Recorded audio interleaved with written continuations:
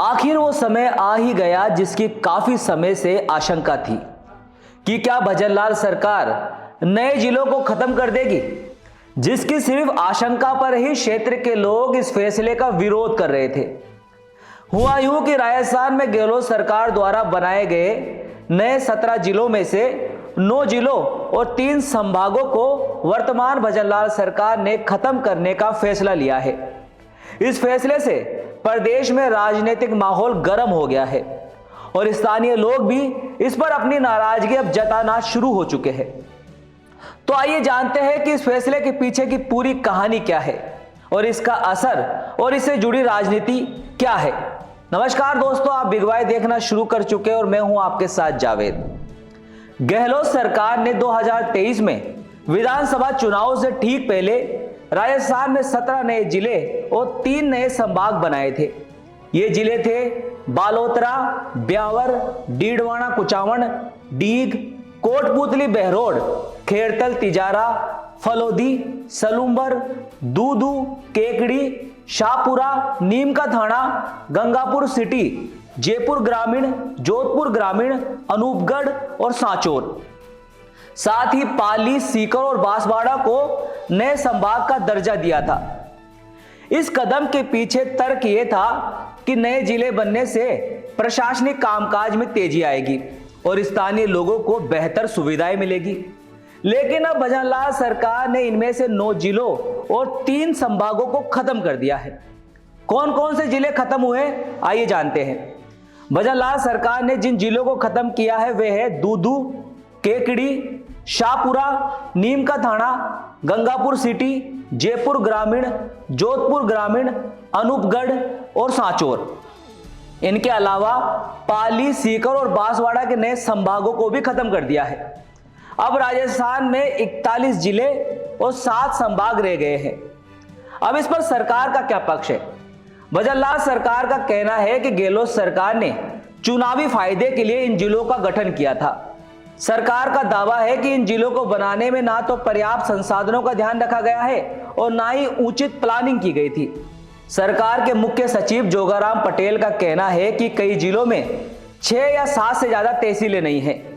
नए जिले बनाने के लिए कोई पद सर्जित नहीं किए गए थे। इन जिलों से राजस्थान में आर्थिक बोझ बढ़ रहा था। जोगाराम पटेल, जो वर्तमान में राजस्थान सरकार में कैबिनेट मंत्री है, उन्होंने कहा कि यह निर्णय वित्तीय और प्रशासनिक दृष्टिकोण से सही है। उन्होंने यह भी बताया कि इन जिलों को बनाने से पहले गहन अध्ययन नहीं किया गया था, जिससे राज्य के संसाधनों पर अनावश्यक दबाव बढ़ा। उनका मानना है कि इस पुनर्गठन से राज्य के प्रशासन को अधिक प्रभावी बनाया जा सकता है। अब थोड़ा जनता के गुस्से की बात कर लेते हैं। अब बात करते हैं जनता के रिएक्शन की। जिन जिलों को खत्म किया गया है वहां के लोग और स्थानीय नेता इस फैसले से नाराज है। दूदू की अगर बात करें तो जयपुर जिले में शामिल होने से लोग नाराज है। उनका कहना है कि जिला बनने से उन्हें विकास के ज्यादा मौके मिलते। वही केकड़ी के लोगों की अगर बात करें तो अजमेर में शामिल होने पर स्थानीय लोग इसे अन्याय बता रहे हैं। वही शाहपुरा की अगर बात करें, यहां पहले से विरोध प्रदर्शन हो रहे थे और अब और तेज हो सकते हैं। वही नीम का थाना की अगर बात करें तो सीकर जिले में विलय पर लोगों ने इसे उनकी पहचान खत्म होने की साजिश बताया है। वही गंगापुर सिटी की अगर बात करें तो सवाई माधोपुर में वापसी पर स्थानीय नेता और जनता इसे पीछे ले जाने वाला कदम मान रहे हैं। वही अगर सांचौर की बात करें तो सांचौर के लोगों ने सबसे ज्यादा विरोध किया था। उनका मानना था कि जिला बनने से उनके कई काम आसान हो गए थे और यह फैसला उनकी सुविधाओं पर सीधा असर डालेगा। अब यह देखना दिलचस्प होगा कि विपक्ष इस फैसले को लेकर सरकार को किस तरह से घेरता है। राजस्थान कांग्रेस इसे जनता के साथ धोखा बता रही है, जबकि भजनलाल सरकार इसे सही ठहराने की कोशिश कर रही है। यह मुद्दा आगामी चुनावों में राजनीतिक हथियार भी बन सकता है। तो दोस्तों, यह मुद्दा सिर्फ प्रशासनिक नहीं बल्कि राजनीतिक और सामाजिक भी है। कांग्रेस आने वाले चुनावों में इसे फैसले का फायदा उठा सकती है। आने वाले समय में यह मुद्दा चुनावों पर बड़ा असर डाल सकता है। आपको क्या लगता है, भजनलाल सरकार का यह फैसला सही है या गहलोत सरकार का कदम बेहतर था? अपनी राय हमें कमेंट बॉक्स में जरूर बताएं और इस खबर से ज्यादा अपडेट रहने के लिए आप बने रहिए बिग वाई के साथ। नमस्कार। हमारा राजस्थान विकसित और समृद्ध बने, इसमें हम भी प्रयास कर रहे हैं। और मैं आप सबका धन्यवाद करूंगा कि इसमें आपकी उपयोगिता हमारे लिए बहुत अति आवश्यक है। आप हमेशा सहयोग करते रहे, सहयोग करते रहे। जब भी हमारे राजस्थान में विकास के कार्य होंगे, उन विकास कार्यों की जानकारी, सरकार के लिए गए निर्णयों की जानकारी, सरकार के सकारात्मक निर्णयों की जानकारी आपकी मार्फत जन जन तक पहुंचती है। और मुझे पूर्ण विश्वास है कि हमारे लोकतंत्र का जो चौथा स्तंभ है वो भी अपना कर्तव्यों का पूर्ण रूप से निर्वाह कर रहा है। उसके लिए मैं आभार व्यक्त करता हूँ और भविष्य में भी करता रहे। जब से मौजूदा सरकार बनी है, सरकार का एक संकल्प रहा है कि हम जो कहें वो करें, जो करें वही कहें। और इसी के तहत हमने राजस्थान को समृद्ध और विकसित बनाने के लिए प्रयास शुरू किए। हमारे विश्व के सर्वमान्य नेता आदरणीय नरेंद्र मोदी जी का एक संकल्प है कि अमृत काल में हमारा देश विकसित बने और संसार में पुनः वो चोरने की चिड़िया बने। और इसी लिहाज से वो अनेक विकासोन्मुख कार्य कर रहे हैं। परंतु जब प्रदेश भी विकसित नहीं होंगे तो हमारा राष्ट्र विकसित नहीं होगा। इसीलिए हमारा राजस्थान प्रदेश भी विकसित होना आवश्यक है। इसी कड़ी में चूंकि आपके सामने संज्ञान में है, हमारा जो पहला बजट था, बजट घोषणाएं की क्रियान्विति, हर विधानसभा क्षेत्र में बजट का कोई न कोई महत्वपूर्ण कार्य, और साथ ही साथ जो संकल्प हमारे थे उनकी पूर्ति, और ये हमारा पहला फोकस था। और आज मैं आपके सामने नम्रता से निवेदन करूंगा कि हमें 45 से 50% जो हमारे संकल्प थे, उन संकल्पों को हमने पूरा किया है और जनता के सामने रखा है। आपका मैं धन्यवाद भी करूंगा कि राजस्थान में हमने जितना प्रयास किया उसमें आपका सहयोग भी बहुत सराहनीय था। पूरे विश्व स्तर पर इसको सराहा गया। और 35 लाख करोड़ के एमयू कोई आसानी से नहीं, चाहे हमारे मुख्यमंत्री जी की विदेशों में जाकर उद्यमियों को प्रोत्साहित करना हो, आकर्षित करना हो, वास्तविकता बतानी हो कि हमारे राजस्थान में अलग अलग क्षेत्रों में अलग अलग पोटेंशियल उपलब्ध है। हम पश्चिमी राजस्थान में जाएंगे तो हमारे पास भूमि है, हमारे पास मिनरल है। हम पूर्वी राजस्थान जाएंगे तो हमारे पास अलग मिनरल है। हम पश्चिमी राजस्थान, पूर्वी राजस्थान के अलावा दक्षिणी राजस्थान में जाएंगे तो उसका है। और उन सब के संयुक्त प्रयास से इतना बड़ा इवेंट्स कमिट हुआ, शांति से हुआ। इसीलिए ये राजस्थान के विकास में, बेरोजगारी को मिटाने के लिए, जीडीपी बढ़ाने के लिए हमारा राजस्थान विकसित और समृद्ध बने, इसमें बहुत माइलस्टोन होगा। और हमारे यशस्वी मुख्यमंत्री आदरणीय भजनलाल जी ने इसकी क्रियान्विति हेतु निश्चित समय अवधि में जो भी कार्य होने वो हो जाए, इसके लिए हमारे सीनियर आईएएस ऑफिसर को लगाए हैं, उनको जिम्मेवारी दी है। और ये पोर्टल बंद नहीं किया है। और भी हमारा कोई उद्यमी अगर हम राजस्थान में इन्वेस्टमेंट करना चाहे अपनी योग्यता के अनुसार, अपने क्षमता के अनुसार, तो उसके लिए भी खुला रखा है। और साथ ही साथ हमारा सबसे बड़ा संकल्प है कि हमारी जो बेरोजगार भाई है, जिनके साथ भारी अन्याय हुआ, बेरोजगारी बढ़ती गई, तो कृषि क्षेत्र, उद्योग क्षेत्र, ये ऐसे दो क्षेत्र है जिसमें हम जितना ज़्यादा करेंगे तो हमारी बेरोजगारी कम है। और साथ ही साथ हमारा संकल्प है कि इस वर्ष हम 1 लाख हमारे बेरोजगार नौजवानों को सरकारी नौकरी देंगे और रिमेनिंग 4 साल में हम 3 लाख, और इस तरह पूरे 5 सालों में हम 4 लाख लोगों को सरकारी नौकरी देंगे। पहले हमने 7 लाख का संकल्प रखा था कि हम 7 लाख बेरोजगार नौजवान साथियों को रोजगार के अवसर उपलब्ध कराएंगे, लेकिन हमने इस आंकड़ा बढ़ाकर 10 लाख किया है। हम प्रयास करेंगे कि 10 लाख जो हमारे बेरोजगार साथी है उनको रोजगार के अवसर उपलब्ध हो। और ये सभी इसीलिए है कि इन सब का विकास होगा, तभी हमारा राजस्थान आगे बढ़ेगा। किसानों के लिए आपसे बार बार पहले भी हो चुका है, हमारी महिलाओं के लिए आपके पास हो चुका है, बेरोजगार नौजवानों के लिए हो चुका है।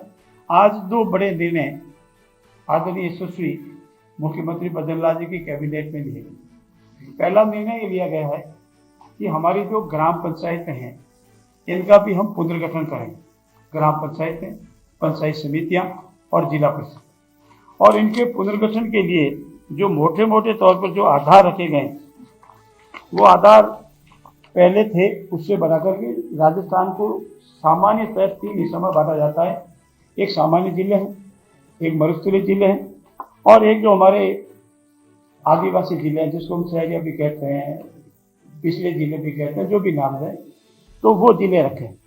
तो हमारे सामान्य जो है वो जनसंख्या 2019 में 4000 थी और अधिकतम 6500 थी, और इसमें अब हमने 4000 की जगह 3000 कर दिया है और 6500 की जगह 5500 कर दिया।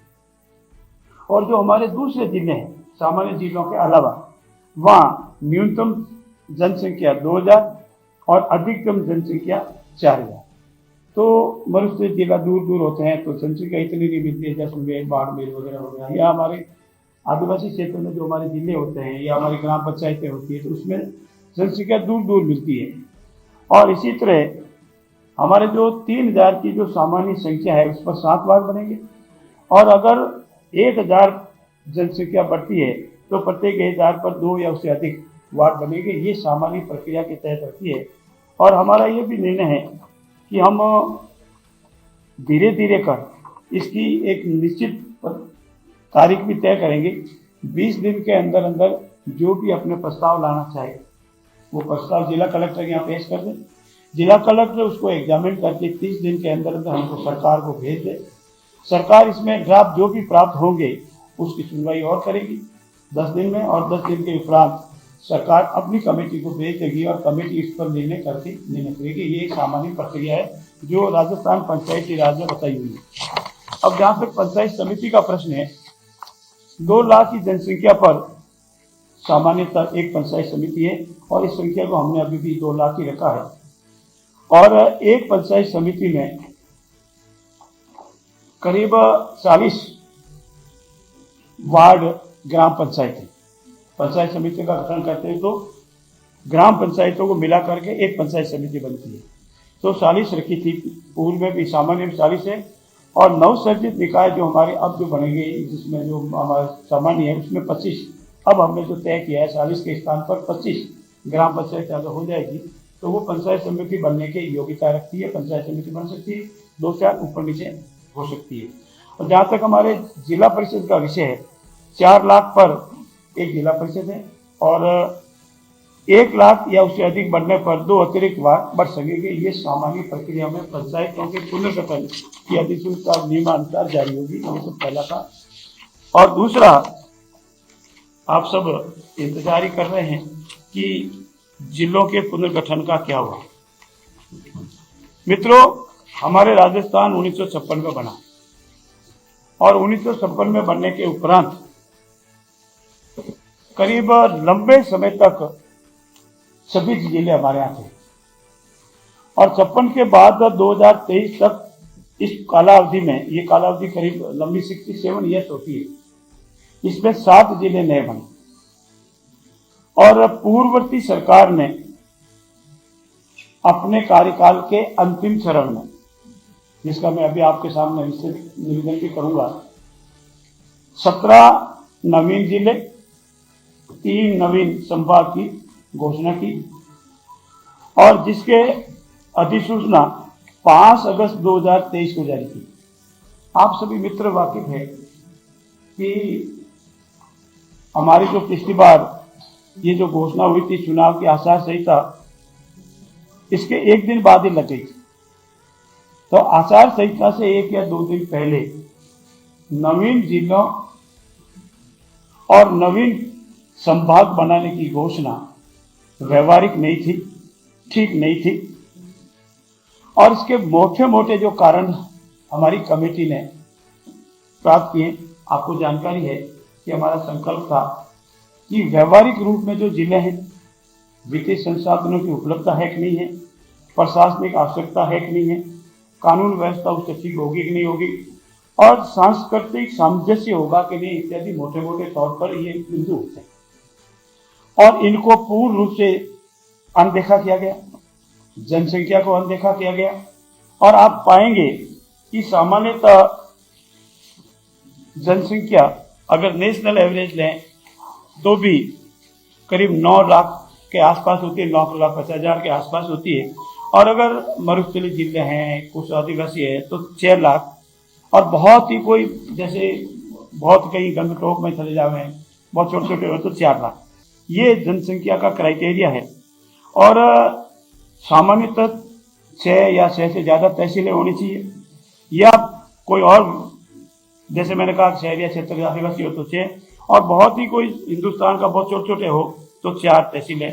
ये मोटा क्राइटेरिया है, इसमें कोई एक निश्चित मापदंड नहीं, लेकिन सामान्यतः एक क्राइटेरिया है।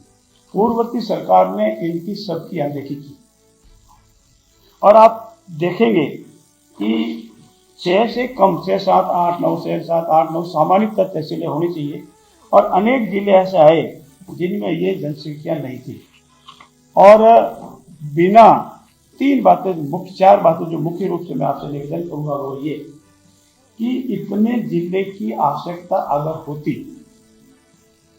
इसका परीक्षण किया जाता, वित्तीय संसाधनों की उपलब्धता की घोषणा की जाती, प्रशासनिक लवाजमा कहां से आएगा इतना एक साथ, उसका परीक्षण किया जाता, संभाग स्तरीय, जिला स्तरीय जो इंफ्रास्ट्रक्चर है, जिसको बिल्डिंग कहते हैं वगैरह, ऑफिस कहते हैं, वो बनेगा कि नहीं बनेगा, इन सब को अनदेखा किया।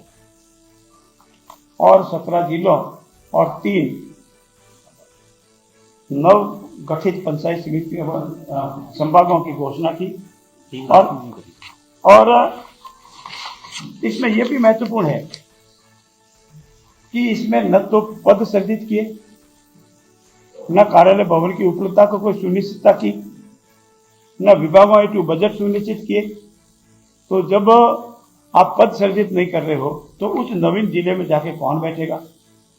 अगर आप कार्यालय भवन की उपलब्धता नहीं है, उपलब्धता की व्यवस्था नहीं करो, टेम्परेरी करो, परमानेंट करो, जैसे भी हो, तो कैसे होगा? विभागों हेतु बजट अगर सुनिश्चित नहीं करोगे तो कहां से आएगा?